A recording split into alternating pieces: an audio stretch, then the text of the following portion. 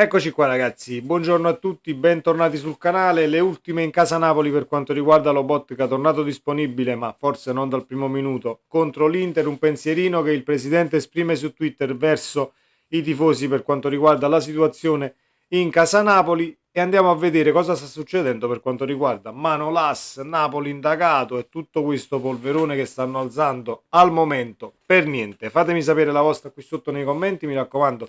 Iscrivetevi al canale attivando la campanellina delle notifiche, così si resta aggiornati ogni qualvolta esce un nuovo contenuto.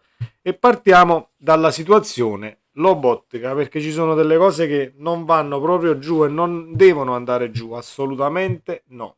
Lobotka convocato in nazionale da Calzona per gli impegni contro la Svezia e l'Estonia in Nations League. Allora dico io, Lobotka è tornato in gruppo mercoledì, a quanto abbiamo letto. Giovedì, venerdì, sabato e domenica c'è l'Inter, non dovrebbe nemmeno partire titolare e viene convocato in Nations League con la preoccupazione di tutti noi tifosi e credo dello stesso staff del Napoli nel non rischiarlo ovviamente in queste partite contro l'Atalanta. Abbiamo aspettato il completo recupero per poi vederlo partire per le nazionali, dovendo comunque giocare due match sicuramente importanti per il cammino della Slovacchia, siamo tutti d'accordo, ma arrivato a un certo punto è la società che stipendia il calciatore, ma non riguarda solo il Napoli, e quindi secondo me dare un tantino di potere in più, ecco, a chi caccia i soldi poi per mantenere i propri calciatori, sarebbe cosa buona e giusta, e quindi fa bene il presidente De Laurentiis ogni tanto a lamentarsi, che poi passa sempre per il tipo, quello De Laurentiis si lamenta sempre, il calcio è così, non possiamo farci niente. Sul non possiamo farci niente si potrebbe aprire un libro, perché ci sarebbero tante cose da fare, ma non si vogliono fare. Poi, caro Calzona, un pensierino anche a Calzona, perché decantate questo amore per Napoli. Appena ha chiamato il Napoli io sono arrivato, appena ho raggiunto il centro sportivo, appena ho visto Napoli dal finestrino, mi sono emozionato, eccetera, eccetera. La situazione la sai benissimo, no? Sull'Lobotka potevi anche risparmiarla questa chiamata per le prossime due partite, così da farlo recuperare al 200%, perché il Napoli comunque si sta giocando un campionato, non lo scudetto, ma si sta giocando questo posto Champions, che sarà una lotta molto ma molto difficile in Serie A, vista anche la condizione della Lazio, l'Atalanta che rompe le scatole tutti gli anni, Inter, Milan e Juventus sono sempre lì. I posti sono 4 al momento, perché siamo dietro al Portogallo per ranking UEFA, e quindi il quinto posto è lontano, se non erro 800 punti. Poi vedremo cosa faranno in Europa le squadre italiane, se riusciranno a portare per il ranking questo quinto posto Champions. Insomma, al momento entrare tra le 4 è diciamo una situazione non semplice, ma che il Napoli deve assolutamente centrare. Detto questo, tweet del presidente De Laurentiis, perché si sta scatenando intorno a Napoli dopo la sconfitta con l'Atalanta questa sorta di resa, questo, diciamo, questi pensieri che, se diciamo prima della partita con l'Atalanta andavano verso siamo pronti per lo scudetto, ce lo giochiamo, non ci giochiamo questo, ci giochiamo quell'altro. Dopo la partita con l'Atalanta sembriamo la neopromossa che è salita dalla Serie B prendendo tre palloni e diciamo infrangendo i sogni di tanti tifosi. Il presidente si esprime su Twitter così: cari tifosi del Napoli, sto partendo per Los Angeles e rientrerò in tempo per Napoli-Roma. Vorrei rassicurarvi sul fatto che il verbo ricostruire, da me pronunciato la scorsa estate, ha un significato preciso. È un percorso appena iniziato e ci vorrà calma e pazienza per arrivare a meta, anche se siamo partiti molto bene. Ho visto troppe reazioni improprie, anche perché non siamo al fantacalcio. Ricostruire significa gettare le basi per un futuro duraturo sul piano dei risultati, come è stato per 14 anni di fila.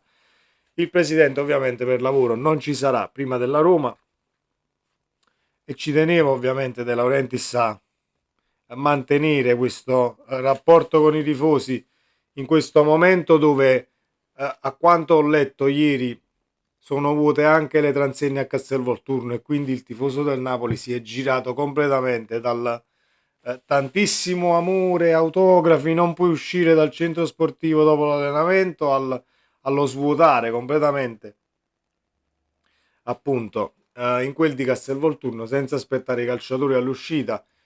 Forse non è nemmeno un fatto di amore che diciamo si è andato a farsi friggere, ecco, tra virgolette, dopo la partita con l'Atalanta, però c'è stato questo distaccamento un tantino e io non sono assolutamente d'accordo perché Napoli è sempre stata ad esempio nello stare vicino comunque alla squadra nei momenti difficili così come nelle vittorie e quindi un tantino mi dà fastidio questa situazione anche incrementata da tutta la stampa che continua a battere su questo chiodo e il Napoli deve cambiare modulo e a livello offensivo e non siamo cinici e non siamo produttivi e siamo troppo indietro per quanto riguarda il posizionamento in campo, dobbiamo andare ad aggredire l'avversario, eccetera, eccetera. Sono diventati tutti Antonio Conte nell'ultima settimana e ovviamente quando si esprimono giornalisti o stampa partenopea con campane di risonanza molto, ma molto grandi, vanno ad influenzare un tantino l'opinione dei tifosi, ma visto che qui sul canale, e ne sono super contento, siamo tutti cervelli pensanti, senza andare diciamo appresso al gregge, ma cercando di avere un'opinione propria, vi aspetto comunque qui sotto nei commenti per confrontarci anche su questa situazione. Manolas, Napoli indagato per plusvalenze, falso in bilancio, eccetera, eccetera. Ricordiamo che comprammo Manolas dalla Roma per 36 milioni di euro pagando la clausola, dando comunque di Avarà a 21 milioni, se non vado errato. Manolas firmò un quinquennale, 5 anni di contratto a 4 milioni e rotti. Un bagno di sangue questa operazione perché comunque per quello che non ci ha dato Manolas, mamma mia.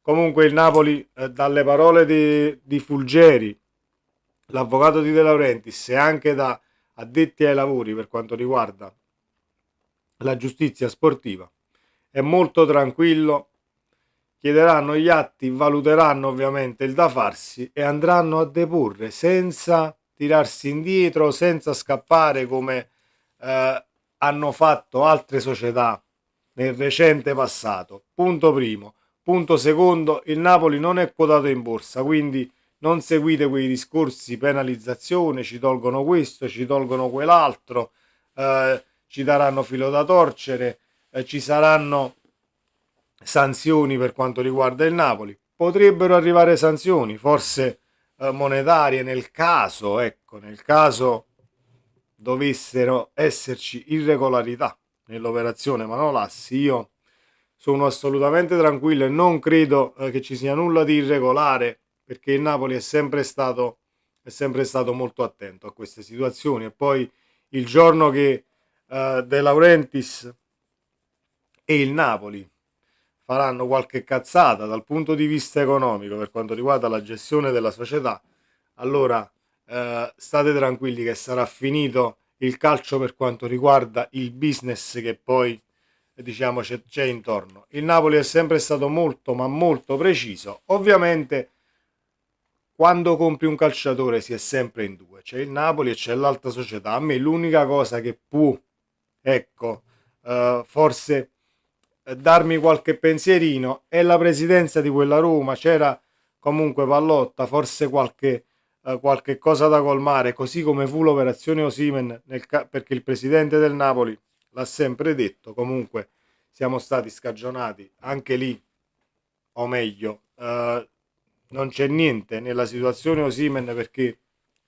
il Lille doveva tappare i suoi buchi e ha valutato i calciatori del Napoli quanto li ha valutati, alla fine il Napoli c'entra poco e niente e non se n'è fatto niente anche lì. Credo che sarà così anche per questa operazione Manolas. Poi la seguiremo nel tempo, ma sarà una cosa molto, ma molto lunga. Quindi non state appresso a giornali, notizie che dicono il Napoli quest'anno verrà penalizzato, forse gli toglieranno dei punti. Ne ho lette di tutti i colori. In primis è ancora presto. Punto secondo, se il Napoli richiede gli atti ed è pronto ad andare a deporre, vuol dire che ha sicuramente tutte le carte da potersi giocare per uscirne alla grande anche da questa situazione. Fatto è che sei comunque su tutti i telegiornali, non ci sei mai stato per quanto riguarda la vittoria dello scudetto e tutte le cose che hai fatto di bello in questi anni. Ci arrivi per l'operazione Manolas che forse dà qualche diciamo avvisaglia di irregolarità, ecco, per quanto riguarda la gestione, e ci sei finito per il 3-0 preso dall'Atalanta.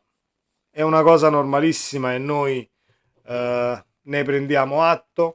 Speriamo che ovviamente risaliamo e ci riprendiamo da subito. Domenica contro l'Inter, partita complicata. Ascolteremo comunque il mister oggi in conferenza alle 14:30 e vedremo poi il da farsi e faremo le nostre considerazioni sul canale. Restate aggiornati, iscrivetevi attivando la campanellina. Per chi è iscritto andate a controllare pure se la campanellina funziona ancora, perché talvolta YouTube, quando uno non apre un paio di video, YouTube ti scala la campanellina, va a finire da tutte le notifiche a personalizzate o te ne manda solo alcune, quindi un controllo non fa mai male. Sempre Forza Napoli, ci vediamo nel prossimo contenuto. Ciao.